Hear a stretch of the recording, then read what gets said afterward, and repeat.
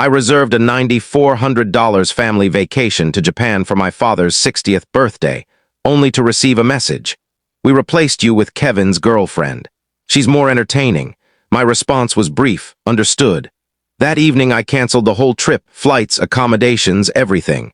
When they returned, the locks were changed, the rent had skyrocketed, and their cards were declined at the cafe.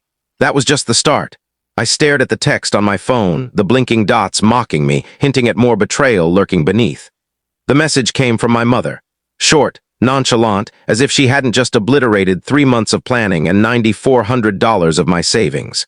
We gave your spot to Kevin's girlfriend. She's more entertaining. No regret, no justification, just a smug jab in digital text. My reply was equally curt. Understood, then I did what no one saw coming. I canceled the entire vacation, flights, hotels, everything, non-refundable. I didn't care, I'd arranged it, I'd end it. That night I changed the locks on the family home. It was in my name, after all. They'd been living there rent-free for 5 years, mocking me behind my back. Now it was my turn to smile. Let's backtrack. Let me explain how I reached the point where I could dismantle a family trip, triple the rent on my parents, and cut off my golden child brother like a poison I should have purged years ago. It began with one foolish notion, being the dutiful son. My dad was turning 60, a big milestone. I thought, what better way to mark it than a family trip to Japan? He'd always dreamed of seeing Kyoto's cherry blossoms before his health declined, and my mom cherished sushi like it was sacred. Kevin, my younger brother, claimed he longed for authentic ramen, not the instant noodles from his college days. So I did what everyone warned against. I paid for everything. $9,400, flights, hotels, bullet train tickets, even dinner reservations. I juggled the itinerary around my work deadlines.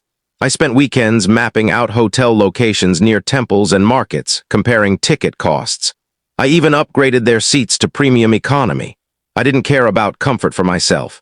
I booked a budget flight and a tiny room in Osaka. I thought this was what family devotion looked like. But Kevin always reminded me of my place in this family, not the favorite, not the exciting one, just the one who pays. When I read the text, asterisk, we gave your spot to Kevin's girlfriend. She's more entertaining, asterisk. It wasn't shock that hit me. It was understanding. And understanding is dangerous in the hands of someone who's been exploited for too long. They always assumed I'd stay silent until I didn't. It started with guilt. That's how they trap you, not with affection, not even with duty, just guilt. My parents never directly asked me to cover expenses. No, they used subtle tactics. Kevin's trying his best, but it's tough for young people these days. You're fortunate to have a steady job, not everyone can say that. We're so proud of you, you know. If only Kevin had your ambition. At first, I paid willingly. Kevin was my younger brother. I thought helping him through college was the right thing. I covered his tuition, his textbooks, even bought him a laptop when his old one conveniently broke just before exams. But help quickly turned into expectation. 3 months after graduating, he hadn't even looked for a job. Still figuring things out, he said, playing video games on the couch all day.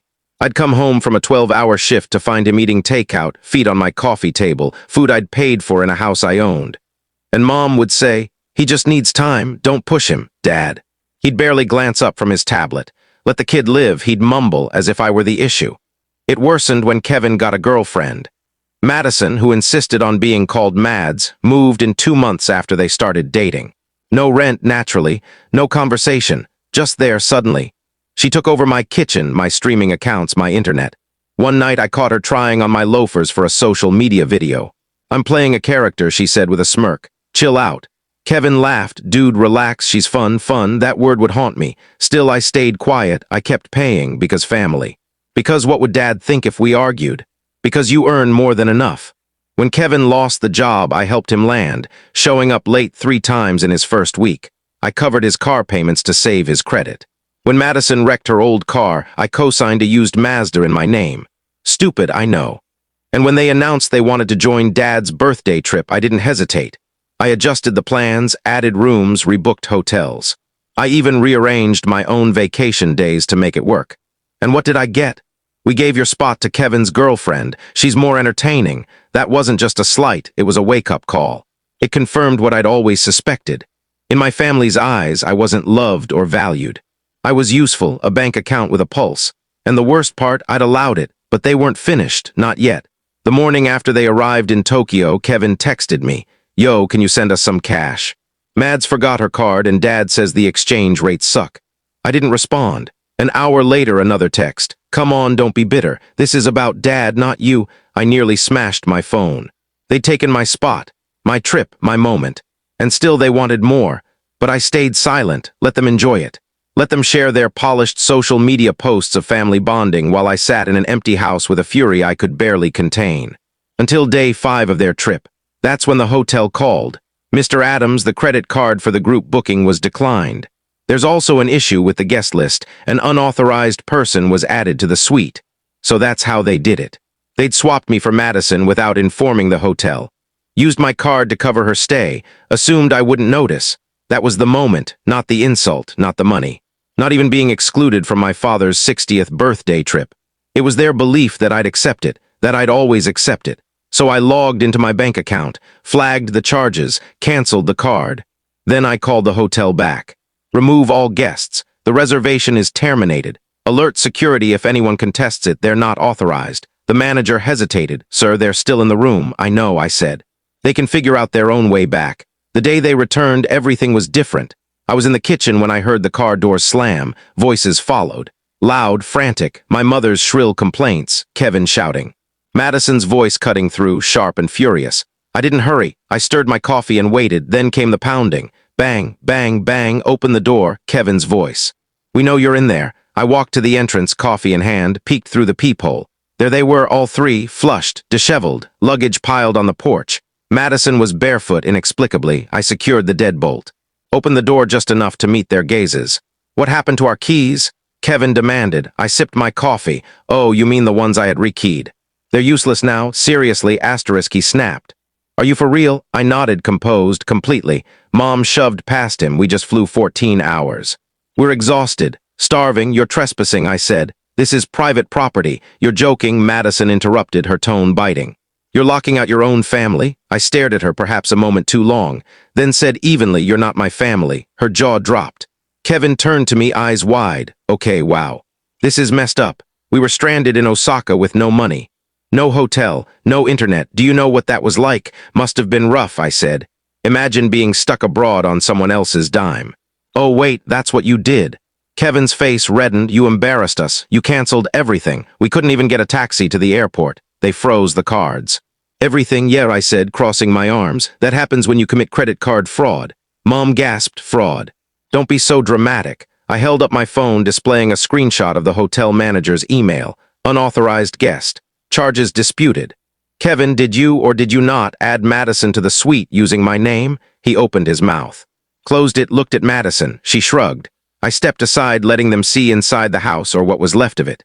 The sofa was gone, dining table gone, all the furniture they'd lounged on like they owned it, donated. The walls were empty. I'd cleared out everything they'd touched. "You gutted the house?" Mom said, stepping forward. "Correction," I said. "My house." Kevin clenched his fists. "We lived here. For years, without paying rent," I added. "Without contributing, without respect." Mom's face twisted. "We're your family." "This is cruel. Asterisk, asterisk, you stole my vacation," I said. "Used my credit. Kicked me out of my own plans for my father's birthday because I wasn't entertaining enough. Do you even hear yourselves?" "You're being petty," asterisk, Madison said, rolling her eyes. "You're mad because we had a better time without you." That's when I stepped outside fully. Closed the door behind me. "You think this is about Japan?" I asked, voice low. "You think this is about one trip?" "No, this is about every moment I sacrificed for you, every dollar I spent. Every time I let you live here rent-free while you mocked me. We didn't," Mom began. "You did, I cut in, all of you, and now I'm done." Kevin shook his head. "So what, we're homeless now?" "No," I said, "you've got 2 weeks. Rent's tripled, utilities are on you, and the guest suite's locked. Want to stay?" "Pay," he scoffed. "You can't be serious." Madison crossed her arms. "You can't just evict us." "Actually," I said, pulling a copy of the lease agreement from my pocket. "I can, it's legal, it's done. And your cards declined at the cafe this morning." I got the alert. Silence hit like a thunderclap. I turned to go back inside. Kevin lunged, grabbing my arm. "Wait, please," he said, voice breaking. "You don't get it. I've got nowhere to go." "Madison, she thought the trip would bring us closer to the family. She didn't mean to hurt you." Madison opened her mouth to protest, but stopped. Kevin was crying. I looked at him, truly looked and felt nothing. No sympathy. No anger, just a cold, clear void. You were my brother, I said, and you traded me for amusement. That's not family, that's a performance. Then I walked inside, locked the door. Left them standing in the cold. They returned to a new reality, one without me. 3 days, that's how long it took for the real chaos to erupt after their return. The first morning was quiet, too quiet. I expected shouting, guilt trips, maybe a flood of messages in the family chat. But nothing. I ate breakfast alone, coffee, a pastry, and a strange, satisfying calm. It was a stillness I hadn't felt in years. Not the kind you hear, but the kind you carry within. By day 4, my phone lit up. Can we talk? Mom, I'm sorry for what happened. We all messed up. Please don't do this to your father. I didn't reply. Not because I lacked words, but because I no longer owed them explanations. For the first time, I felt no need to justify myself to people who never truly listened. Then the real consequences hit. The cards were blocked. Madison tried to buy coffee downtown, declined, twice. I got the notification and smirked. She posted a vague story, asterisk, some people are just spiteful, asterisk, and deleted it minutes later. The rent, a week after the new lease took effect, tripled. I got an email. Hi, we're struggling with the new rent. Can we discuss options? No signature, just the family account. I ignored it. Jobs. Kevin, who'd spent years lazing in my house without a real job, started picking up odd gigs. A buddy at the gym mentioned Kevin was now folding towels at the front desk. I felt no pity. I moved into a sleek loft downtown. Concrete floors, high windows, minimalist vibe. No family clutter, no borrowed shoes in the hall, no half-eaten food that wasn't mine. I woke at 7, hit the gym, worked remotely, took evening strolls. For the first time in years, every moment, every cent, every breath was mine. No texts begging for grocery money. No guilt trips about asterisk, just a little help till payday. No calls from mom saying, it's your brother, how can you refuse? Just silence. In week 2, Kevin texted. I know I screwed up. Really? Mads left. She said she didn't sign up for this. I get it now. You were right. I stared at it for a long time. This was the same Kevin who mocked my plans, called me too serious. Said I didn't know how to have fun. Now he was alone. Abandoned by the asterisk fun asterisk girlfriend, forced to face the mess without his human ATM. I didn't reply. Then the legal blow landed, a letter from a lawyer. Your parents are claiming partial ownership of the house, my attorney explained. Based on alleged contributions over the years. We've requested evidence. They've provided none. I laughed not out of humor, but because it was so absurd it deserved nothing more. They always believed my possessions were theirs by right. I recalled my mother's words.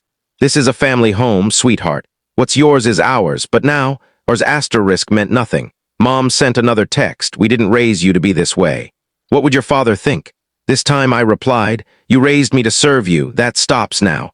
Asterisk, what stunned me most wasn't their outrage, it was how quickly they unraveled without me.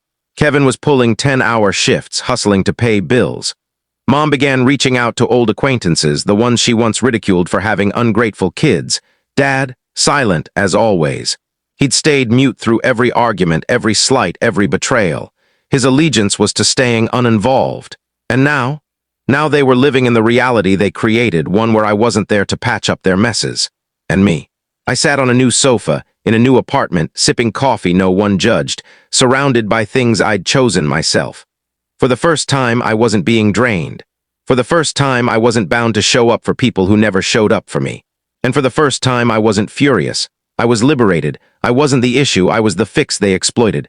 Sometimes quiet speaks louder than shouting. 3 months have passed since I cut them off. No more free housing. No more brotherly handouts. No more pretending family means love instead of leverage. I thought I'd feel remorse or sorrow, maybe isolation, but no, I feel something deeper. Serenity. I wake up now without unease. Without bracing for the next demand, the next manipulation dressed up as a favor. I don't tense up when my phone pings. I don't steel myself for guilt trips disguised as check-ins. I feel like I've walked out of a haze. And I can finally breathe. A week ago, while unpacking in my new place, I found an old box. Inside were photos, birthday cards, and a folder marked Family Records asterisk. I opened it. Old plane tickets. Receipts from family trips I'd funded. Hotel bookings in my name. It hit me like a punch. Every family memory was built on my dime. They called me distant. But I was the one keeping the lights on. I sifted through a few pictures. In every one I was smiling, providing, gifting, driving, paying. And the others? Relaxed, carefree, like passengers in a car they didn't have to drive. I used to think that made me resilient. Now I see. It made me invisible. What they loved wasn't me. It was my utility. And when I stopped being useful, they stopped being affectionate. Kevin hasn't texted since Madison left. A mutual friend told me he's moved into a basement apartment, delivering food for a living. And for once I didn't feel superior. I felt nothing. Because his life is his burden now, not mine. Madison wiped her social media clean, erased our old photos, unfollowed the whole family. Her fun vanished when the free ride did. Mom, she sent one last message. We didn't raise you to act like this. We miss who you were.